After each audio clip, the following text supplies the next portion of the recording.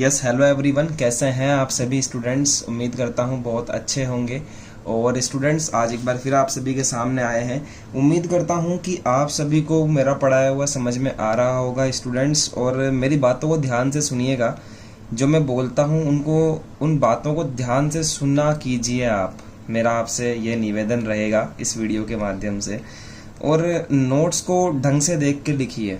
सबसे पहली बात कि जो नोट्स यहाँ पर लिखे हुए हैं, अगर कोई वर्ड समझ में नहीं आता है तो वीडियो में टाइम देखो कि इस टाइम पे ये वाला वर्ड स्क्रीनशॉट लेके भी आप मुझे सेंड कर सकते हैं, कमेंट में लिख सकते हैं। वो वर्ड मैं आपको बता दूंगा, लेकिन कम से कम उसको गलत मत लिखो आप, ठीक है।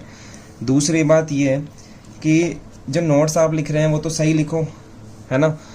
और जो बात मैं आपसे कहना चाह रहा था वो बात ये है कि चीज़ों को समझ के लिखो, ठीक है। याद करने की कोशिश मत करो। जो यहाँ लिखा हुआ है, जो आपको लिखा हुआ नोट्स में बताता हूँ, उसको याद करने की कोशिश मत करो, बल्कि जो मैं बोलता हूँ, जो मैं चीज़ें समझाता हूँ, उसको अपनी लैंग्वेज में एग्जैक्टली लिखने की कोशिश करो। रट के आप अच्छे नंबर नहीं ला सकते हो, लेकिन अपने मन से समझी हुई चीज़ को लिख कर ज़्यादा अच्छे से आप परफॉर्म कर पाओगे बोर्ड एग्जामिनेशन के अंदर। तो चलिए स्टूडेंट्स, ये बातें तो हमारी होती रहेगी। आज का लेक्चर स्टार्ट करते हैं बिना कोई टाइम वेस्ट किए। देखिए स्टूडेंट्स, आज हम आपके सामने जो टॉपिक लेकर आए हैं उसको पहले तो देखिए समझिएगा, ठीक है। समझेंगे पहले, तो उसके बाद में उनको हम लोग लिखने की कोशिश करेंगे स्टूडेंट्स। तो आज का जो टॉपिक हमारे पास में है उसका नाम है एलोट्रॉप्स। क्या नाम है? Allotropes of carbon. इससे पहले वाले लेक्चर में हमने एल्कीन और एल्काइन का नोमेनक्लेचर सीख लिया है। आज हम सीखने जा रहे हैं एलोट्रॉप्स ऑफ कार्बन। पहले समझेंगे कि एलोट्रॉप्स क्या होता है स्टूडेंट्स। देखिए, कार्बन से बने हुए एलिमेंट्स, किससे बने हुए? कार्बन से बने हुए एलिमेंट्स, जिनकी physical and chemical properties different होती है। फिजिकल केमिकल डिफरेंट प्रॉपर्टीज क्या होती है? डिफरेंट होती है। दोबारा सुनिए, ऐसे कंपाउंड्स या ऐसे एलिमेंट्स जो कार्बन से बनते हैं, किससे बनते हैं? कार्बन से बनते हैं, लेकिन उनकी फिजिकल और उनकी केमिकल प्रॉपर्टीज डिफरेंट होती है।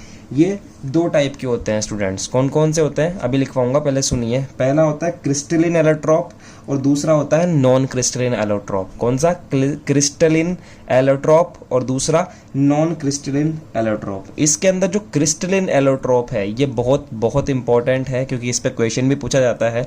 और नॉन क्रिस्टलिन इतना इंपॉर्टेंट नहीं है, सिर्फ आपको याद रखना पड़ेगा, ठीक है। समझे मेरी बात को? तो देखिए, व्हाट आर द एलोट्रॉप्स। इसके लिए थोड़ी सी थ्योरी लिख लेते हैं। देखिए मेरे पास में नोट्स हैं यहाँ पर। The compounds which are formed by carbon and their physical and chemical properties are different, these compounds are called allotropes of carbon. समझ में आई आपकी बात? अब देखिए फॉर एग्जाम्पल कि कौन कौन से होते हैं एलोट्रॉप्स। देखिए, डायमंड, हीरा देखा है? हीरा, वो हीरा होता है ना, वो उसे हम डायमंड कहते हैं स्टूडेंट्स। दूसरा आता है ग्रेफाइट। आपने कभी पेंसिल चलाई है बचपन में? देखिए ऐसी पेंसिल, इस पेंसिल के आगे जो लगा रहता है ना काला काला सा, जिससे आप लिखने की कोशिश करते हैं, ये कार्बन से बना हुआ होता है और इसका नाम होता है स्टूडेंट्स ग्रेफाइट। क्या होता है? ग्रेफाइट। थर्ड आता है फुलरीन। ये वाले कंपाउंड्स जो होते हैं इनको हम कहते हैं एलोट्रॉप्स ऑफ कार्बन, ठीक है। नेक्स्ट पॉइंट है इसके अंदर क्या कि these compounds are made up of carbon. ये कंपाउंड्स जो होते हैं ये कार्बन से बनते हैं, बट लेकिन they have differences on the basis of type of bonding between carbon atom. ये बनते तो सब कार्बन से हैं, लेकिन इनके अंदर कार्बन का जो बॉन्डिंग होता है वो क्या होता है स्टूडेंट्स? डिफरेंट होता है, ठीक है। इसके बाद हम देखने जा रहे हैं क्लासिफिकेशन ऑफ एलोट्रॉप। ध्यान से समझिएगा, अभी बताया था आपको कि कार्बन से जो एलोट्रॉप होते हैं वो दो टाइप के होते हैं। पहला होता है क्रिस्टलिन एलोट्रॉप और दूसरा होता है स्टूडेंट्स नॉन क्रिस्टलिन एलोट्रॉप। जो क्रिस्टलिन एलोट्रॉप होते हैं, मतलब कि टुकड़ों में बने हुए होते हैं, वो तीन टाइप के होते हैं। पहला होता है डायमंड। आपने हीरा तो देखा होगा, किसी की अंगूठी में लगा हुआ है ना, देखो मेरी अंगूठी में भी लग रहा है, ये होता है हीरा, चमकता है ऐसे। ग्रेफाइट और फुलरीन, तीन होते हैं। और नॉन क्रिस्टलिन एलोट्रॉप जो होता है, देखिए वो कौन कौन से होते हैं? कोल, COAL, कोल, समझ रहे हैं? कोक मतलब कि कोयला, वुड चारकोल, लकड़ी का जो चारकोल होता है वो, एनिमल चारकोल, एनिमल्स का चारकोल, और कार्बन खुद और कार्बन की गैस, ये होता है स्टूडेंट्स नॉन क्रिस्टलिन एलोट्रोप्स। ठीक है, अब हम पढ़ने जा रहे हैं सबसे पहला, क्या नाम है, क्रिस्टलिन एलोट्रोप। क्रिस्टलिन एलोट्रोप के अंदर कितने आते हैं, 3 आते हैं स्टूडेंट्स। पहला है डायमंड, दूसरा है ग्रेफाइट, तीसरा है फुलरीन। पहले हम डायमंड के बारे में पढ़ेंगे, फिर हम ग्रेफाइट के बारे में पढ़ेंगे, और लास्ट के अंदर हम फुलरीन के बारे में पढ़ेंगे कि ये तीनों क्या होते हैं, क्या इनके यूजेस होते हैं, और इन पे स्टूडेंट्स क्वेश्चन भी पूछा जाता है। तो चलिए स्टूडेंट्स, सबसे पहला लेते हैं हम लोग डायमंड। सबसे पहले तो स्टूडेंट्स आप ये जानिए कि डायमंड होता क्या है। देखिए ये अंगूठी में लग रहा है ना डायमंड, इसको हम लोग डायमंड बोलते हैं। ठीक है, कैसा स्ट्रक्चर होता है, पहले आप देखिए कि डायमंड कैसा होता है। देखिए आप, फिर इसमें देखिए इमेज में, इस पिक्चर में आपको नज़र आएगा कि डायमंड कैसा होता है। ठीक है, इस तरह का शेप होता है डायमंड का। अब दूसरी बात करते हैं स्टूडेंट्स, देखिए डायमंड जो होता है ये इस दुनिया का सबसे टफेस्ट कंपाउंड है।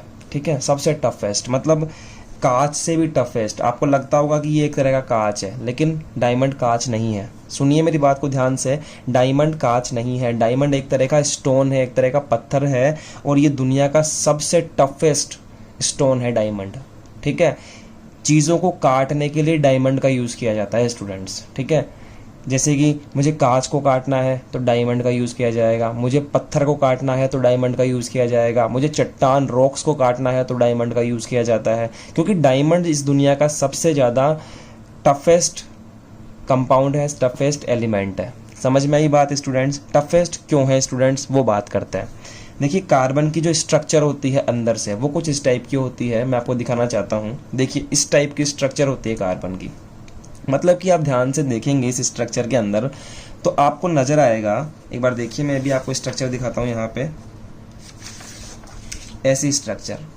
इस स्ट्रक्चर के अंदर क्या होता है समझिएगा, ये जो कार्बन होता है, जो ब्लैक ब्लैक डॉट्स दिख रहे हैं आपको स्टूडेंट्स, ये होता है कार्बन। ठीक है, एक कार्बन दूसरे कार्बन के साथ में जुड़ा हुआ रहता है, समझ रहे हैं क्या होता है, जुड़ा हुआ रहता है। और कितने बॉन्ड से जुड़ा हुआ रहता है वो देखिए ध्यान से, रफ में बताता हूँ कितने बॉन्ड से जुड़ा हुआ रहता है। कि अगर एक कार्बन मेरे पास में यहाँ है तो आपस में 4 बॉन्ड से जुड़ा हुआ रहता है। 4 ही इसकी वैलेंसी होती है, और चारों बॉन्ड से क्या है कि जुड़ जाता ही है। जैसे इस कार्बन से ये कार्बन जुड़ गया, फिर कार्बन, फिर कार्बन, फिर कार्बन, और फिर कार्बन, फिर जो नया वाला ये कार्बन है ये भी 4 के साथ जुड़ा हुआ रहता है।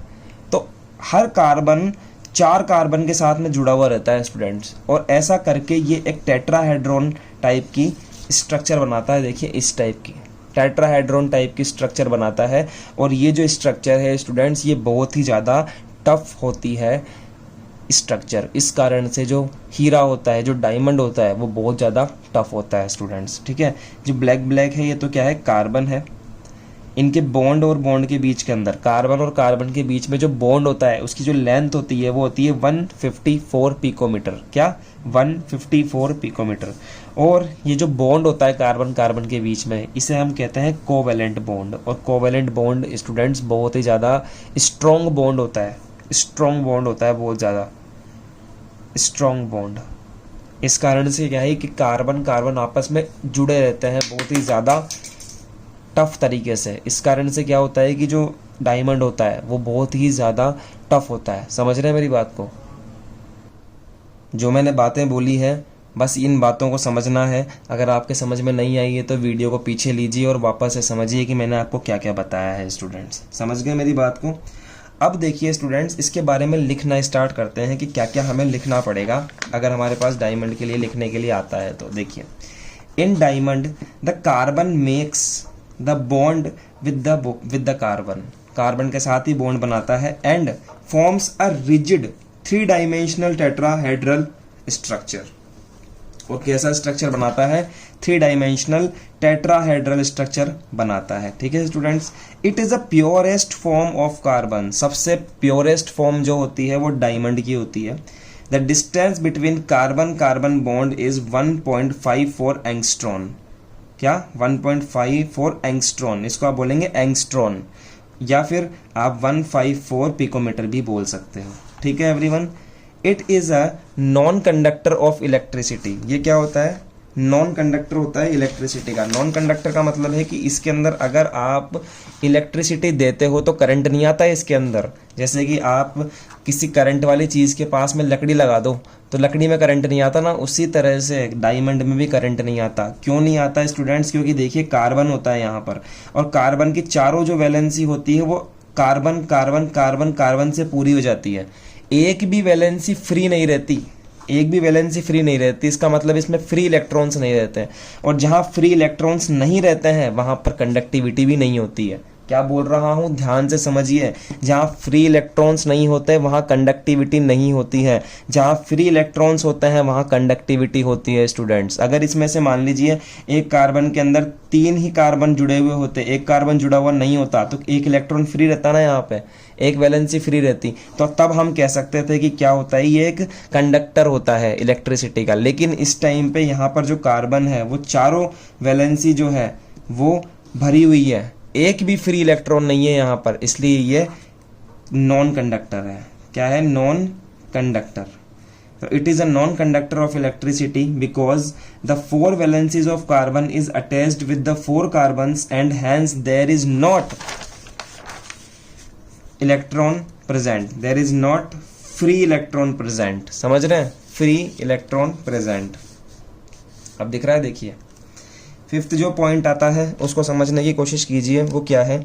In the diamond structure the 3 dimensional network of strong covalent bond is present. Strong covalent का जो नेटवर्क होता है, जो बॉन्ड होता है, वो प्रेजेंट होता है। इसका जो मेल्टिंग पॉइंट होता है किसका? डायमंड के कार्बन का, वो होता है 3843 केल्विन। Diamond is transparent. देखिए डायमंड है, इसके अंदर से आप देख सकते हैं, कलरलेस होता है, ट्रांसपेरेंट होता है, जिसके आर पार आप देख सकते हो।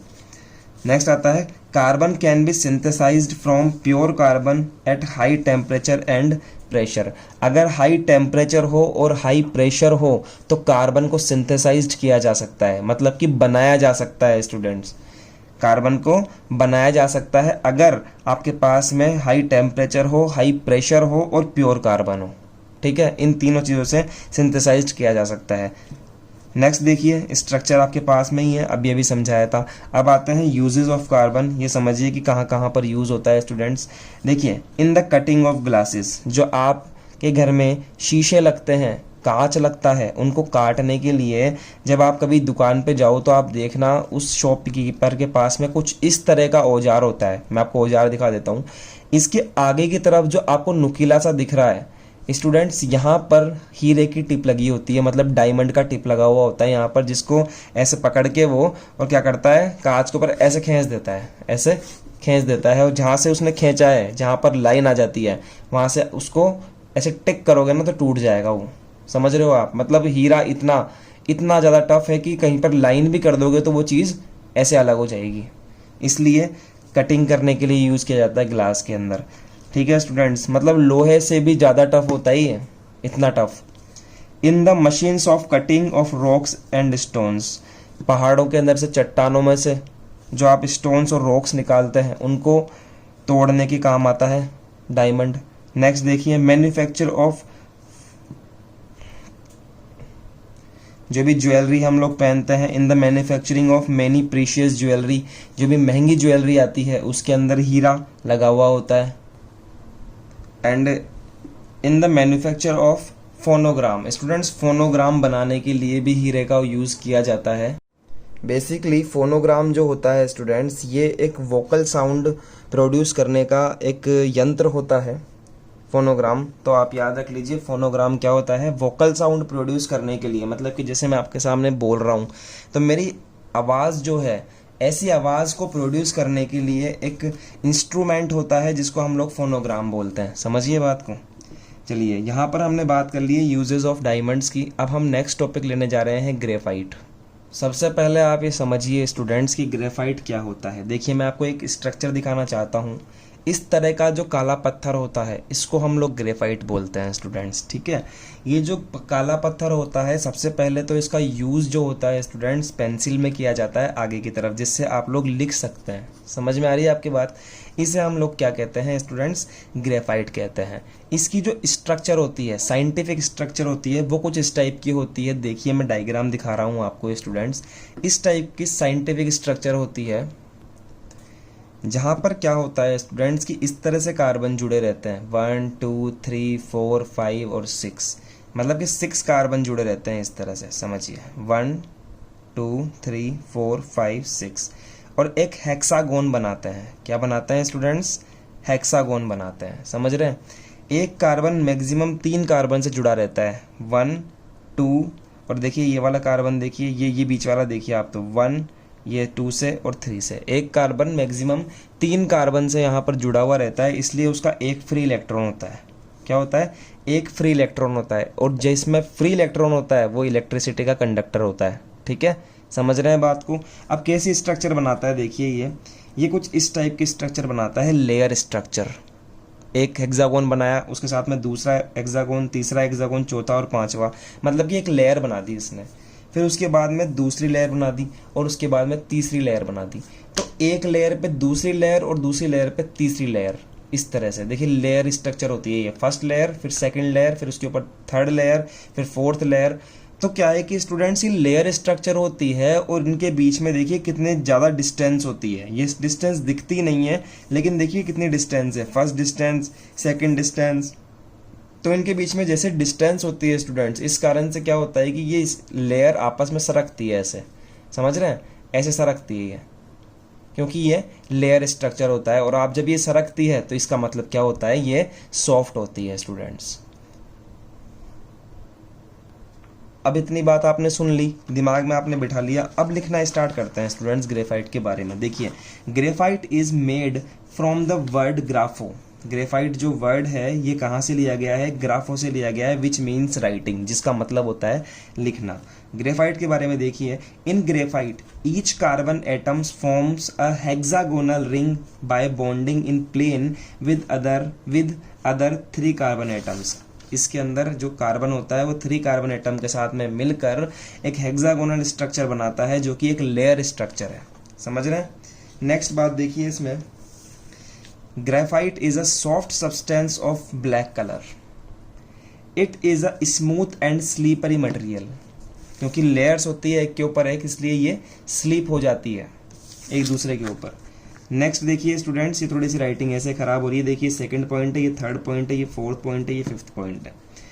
नेक्स्ट जो पॉइंट है, it is a smooth and slippery material.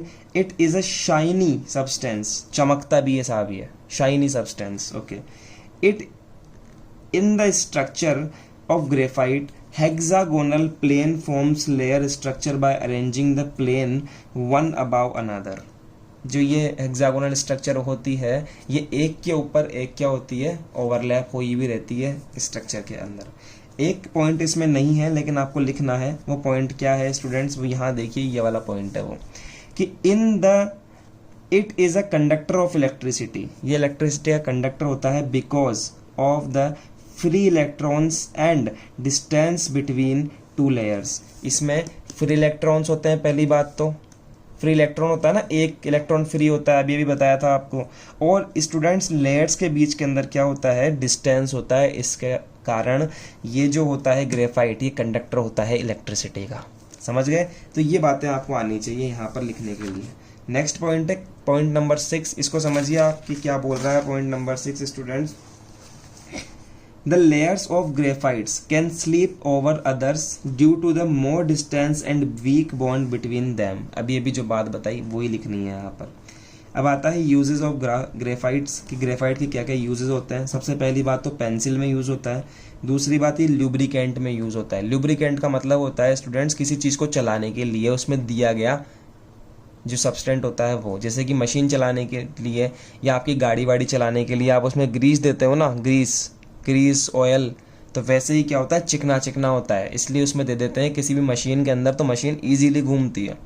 तो लुब्रिकेंट के लिए यूज़ होता है। It is used in making electrodes. अब इलेक्ट्रोड समझिए क्या होता है। आप कभी सेल लाए हो, सेल, उस सेल को फोड़ना, उसके अंदर एक पेंसिल जैसी लंबी सी डंडी निकलेगी। क्या निकलेगी? डंडी, इतनी बड़ी सी डंडी, जैसे ये सेल है मेरे पास में, जब आप इसको फोड़ोगे ना तो इसके अंदर ऐसी लंबी सी डंडी निकलेगी एक ब्लैक कलर की। इसको हम लोग बोलते हैं इलेक्ट्रोड। तो इलेक्ट्रोड बनाने के लिए यूज़ होता है। नेक्स्ट देखिए, it is used in polish of iron object. लोहे के ऑब्जेक्ट्स में पॉलिश करने के लिए यूज़ किया जाता है ग्रेफाइट को। It is used as moderator in a nuclear atomic reactor. Moderator का मतलब होता है स्टूडेंट्स रोकने वाला। क्या होता है? रोकने वाला। जो न्यूक्लियर एटॉमिक रिएक्टर होता है उसको रोकने के लिए ग्रेफाइट यूज़ किया जाता है। चलिए स्टूडेंट्स, नेक्स्ट बात करते हैं आपसे फुलरीन के बारे में। पहले मेरी बात को सुनिएगा, उसके बाद में लिखने का काम करेंगे स्टूडेंट्स। देखिए, फुलरीन का जो एक्चुअल स्ट्रक्चर होता है वो मैं आपको स्क्रीन पर दिखाता हूँ वो कैसा होता है स्टूडेंट्स। देखिए, इस टाइप का स्ट्रक्चर होता है फुलरीन का एक्चुअल स्ट्रक्चर। जैसा कि आप देख रहे हैं, गोल गोल सा स्ट्रक्चर नज़र आ रहा है, मतलब कि ये एक फुटबॉल के टाइप का स्ट्रक्चर होता है स्टूडेंट्स। जिस तरह से फुटबॉल का होता है स्ट्रक्चर, वैसा ही स्ट्रक्चर इसका होता है स्टूडेंट्स, समझ रहे हैं। अब देखिए, ये वाला डायग्राम आपको नहीं बनाना है, ये गलती से बन गया था। ये डायग्राम आपको नहीं बनाना है, ये गलत है डायग्राम, ठीक है। जो अभी अभी आपको मैंने दिखाया डायग्राम फोटो में, देखिए ये वाला डायग्राम जो मैं आपको दिखा रहा हूँ, ये डायग्राम आपको बनाना है, स्ट्रक्चर ऑफ फुलरीन, ठीक है। ये वाला आपको बनाना है। चलिए इसकी थ्योरी देखते हैं स्टूडेंट्स, क्या है। The structure of fullerene is like a football. अभी अभी बताया आपको मैंने ये बात। नेक्स्ट बात क्या है, the name fullerene is based in the honour of famous, देखो ऑनर की spelling HONOUR। The name fullerene is based in the honour of famous architect Buckminster Fuller of America. America के एक आर्किटेक्चर थे जिनका नाम था बिकमिंस्टर फुलर था, उनके नाम पर फुलरीन का नाम रखा गया है। The molecules of fullerene contain 60,70 और मोर कार्बन्स, ठीक है। 60 या फिर 70 या फिर इससे भी ज़्यादा कार्बन होते हैं फुलरीन के अंदर। जो C60 होता है स्टूडेंट, जिसमें 60 कार्बन होते हैं, is most stable fullerene which is called Buckminster Fuller. जो C60 होता है जिसमें 60 कार्बन होते हैं वो सबसे ज़्यादा स्टेबल होता है और इसका नाम होता है बकमिंस्टर फुलर, ठीक है स्टूडेंट्स। जो C60 होता है 60 कार्बन वाला, इसमें देखिए 32 पॉलीगन्स होते हैं। कितने? 32 पॉलीगन्स होते हैं इसके स्ट्रक्चर में। और इसमें देखिए 20 तो क्या होता है, हेक्सागोन्स होता है, और 12 होता है पेंटागोन्स। ये बात लिख रही है यहाँ पर। नेक्स्ट देखिए, the structure of fullerene is like football. किसके तरह होती है? फुटबॉल की तरह होती है। Hence it is called bucky ball, इसलिए इसको बकी बॉल भी कहा जाता है। Fullerene is done dome shaped. Fullerene is dome shape. कैसी शेप होती है स्टूडेंट्स? Dome shape. आपको याद दिलाऊं, अभी अभी हमने डायमंड पढ़ा था, तो डायमंड की शेप कैसी होती है स्टूडेंट्स? डायमंड की जो शेप होती है टेट्राहेड्रॉन होती है। वैसे ही हमने अभी अभी ग्रेफाइट पढ़ा, वो हेक्सागोन होती है, और इसकी जो शेप होती है वो होती है डोम शेप्ड, ठीक है। C60 is non conductor of electricity. जो C60 होता है ये कंडक्टर नहीं होता है इलेक्ट्रिसिटी का, और इसकी जो बॉन्ड लेंथ होती है, मतलब कि कार्बन और कार्बन के बीच में जो बॉन्ड की लेंथ होती है वो होती है 1.40 एंगस्ट्रॉम। जैसे कि ये कार्बन है और इस कार्बन के बीच में जो बॉन्ड लेंथ होगी ये कितनी होगी एवरीवन? 1.40 एंगस्ट्रॉम होगी। ये बात हमें यहाँ पर लिखनी है। नेक्स्ट बात देखिए everyone, uses of fullerene. Purification of natural gas. Gas का प्योरिफिकेशन करने के लिए फुलरीन का यूज़ किया जाता है। नेक्स्ट है मॉलिक्यूलर बियरिंग। मॉलिक्यूल्स की जो बियरिंग होती है उसके अंदर फुलरीन का यूज़ किया जाता है। और स्टूडेंट्स, हॉस्पिटल वगैरह में जो लोग MRI करवाते हैं, मतलब कि बायोमेडिकल्स के अंदर एप्लीकेशन जो होते हैं उसके लिए भी यूज़ किया जाता है। तो used in biomedical applications like MRI etcetera, ठीक है। अब क्वेश्चन देखिए कैसे क्वेश्चन आता है इसके ऊपर। Give any 4 characteristic of fullerene. कोई भी 4 कैरेक्टरिस्टिक दे सकते हो। पहली बात तो ये कि इसकी जो स्ट्रक्चर होती है वो फुटबॉल जैसी होती है, इसलिए इसको बकी बॉल भी कहते हैं। दूसरी बात ये स्टूडेंट्स कि ये प्योरिफिकेशन ऑफ नेचुरल गैस के लिए यूज़ किया जाता है। ठीक है। तीसरी बात आप दे सकते हैं यहाँ पर कि molecules of fullerene contain 60 to 70 और मोर कार्बन, 60 या फिर 70 या फिर इससे भी ज़्यादा कार्बन होते हैं इसके अंदर। और अगली बात आप कह सकते हैं, कोई भी इनमें से एक बात आप बोल सकते हैं कि फुलरिन की जो शेप होती है वो कैसी होती है, डोम शेप होती है। तो कोई भी 4 बातें आप इसकी लिख सकते हैं इस क्वेश्चन के अंदर। नेक्स्ट बात आती है, why diamond is hard and graphite is soft. क्यों डायमंड हार्ड होता है और क्यों ग्रेफाइट सॉफ्ट होता है। तो इस क्वेश्चन को समझिए आप। अभी अभी समझाया था मैंने आपको कि स्टूडेंट्स जो ग्रेफाइट होता है, पहले डायमंड की बात करेंगे। देखिए डायमंड का स्ट्रक्चर कुछ इस टाइप का होता है। हर एक कार्बन 4 कार्बन से जुड़ा हुआ होता है। अभी बताया था आपको कि बीच के अंदर एक कार्बन है, तो वो कार्बन चारों अलग अलग कार्बन से जुड़ा हुआ रहेगा और ऐसा जुड़ने के बाद में वो स्ट्रक्चर बनाएगा टेट्राहेड्रॉन स्ट्रक्चर। कौन सा स्ट्रक्चर? Tetrahedron structure. और ये बहुत ही ज़्यादा स्ट्रॉन्ग स्ट्रक्चर होती है क्योंकि कार्बन कार्बन के बीच में कोवेलेंट बॉन्ड पाया जाता है। ये एक स्ट्रॉन्ग बॉन्ड है, अभी बताया था। तो इस कारण से क्या है कि जुड़ा हुआ रहता है कार्बन इस तरह से, तो स्ट्रॉन्ग होता है। कारण बता दिया मैंने आपको। जबकि स्टूडेंट्स क्या होता है, ग्रेफाइट के अंदर जो कार्बन होता है वो 3 कार्बन से जुड़ा रहता है। देखिए कार्बन होता है वो 3 कार्बन से जुड़ा रहता है, फर्स्ट कार्बन, सेकंड कार्बन और थर्ड कार्बन। तो एक इलेक्ट्रॉन क्या होता है उसका, फ्री होता है। दूसरी बात ये कि एक लेयर से दूसरी लेयर के बीच में डिस्टेंस होती है, तो इस कारण से ये और भी ढीला होता है। तो क्या होता है कि एक लेयर दूसरे के ऊपर फिसल सकती है, ऐसे समझ रहे हैं आप। इस कारण से ये सॉफ्ट होता है। तो चलिए इसको लिखते हैं। In diamond every carbon atom is bound to 4 other carbon atoms, results in the strong tetrahedral structure. And in this graphite the carbon is bound to 3 other carbon atoms, so it is formed hexagonal sheets which is comparatively weak bonded each other, thus they can slip over each other. Therefore diamond is hard and graphite is soft, but graphite is soft. समझ में आया। दूसरा जो question हमारा बनता है students इस वाले टॉपिक से, वो बनता है difference between carbons diamond and graphite. Carbon के डायमंड और ग्रेफाइट के बीच में आपसे डिफरेंस पूछ लेता है। तो देखिए आपको किस तरह से डिफरेंस देने हैं, इस तरह की टेबल बना के डिफरेंस आपको वहाँ पर देने हैं।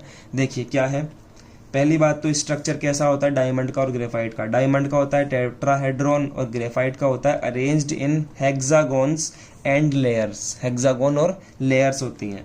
फिजिकल स्टेट कैसी होती है डायमंड की, ट्रांसपेरेंट, मतलब एक आर पार दिखता है। ग्रेफाइट की क्या होती है, शाइनी और ब्लैक कलर की होती है। अगला पॉइंट देखिए आप इसके अंदर, हार्डनेस जो होती है वो ग्रेफाइट की तो क्या होती है, सॉफ्ट होती है, और हीरे की मतलब कि डायमंड की हार्डेस्ट होती है। अगली बात आती है specific density. Specific density diamond की होती है 3.51 और ग्रेफाइट की होती है 2.25। समझ रहे हैं। नेक्स्ट है इलेक्ट्रिकल कंडक्टिविटी। ये होता है स्टूडेंट्स नॉन कंडक्टर, क्योंकि इसमें फ्री इलेक्ट्रॉन नहीं होता है, नो फ्री इलेक्ट्रॉन। जबकि ये क्या होता है, कंडक्टर ऑफ इलेक्ट्रिसिटी होता है, इसमें फ्री इलेक्ट्रॉन्स होते हैं। इस कारण से ये कंडक्टर ऑफ इलेक्ट्रिसिटी होता है। ये 5 हमने आपको डिफरेंस बताए हैं और इसी तरह से आपको लिखना है स्टूडेंट्स। तो चलिए आज के लिए इतना ही स्टूडेंट्स, कल मिलेंगे और नए टॉपिक पर बात करेंगे आपसे। आज के लिए इतना ही स्टूडेंट्स, आज के लिए और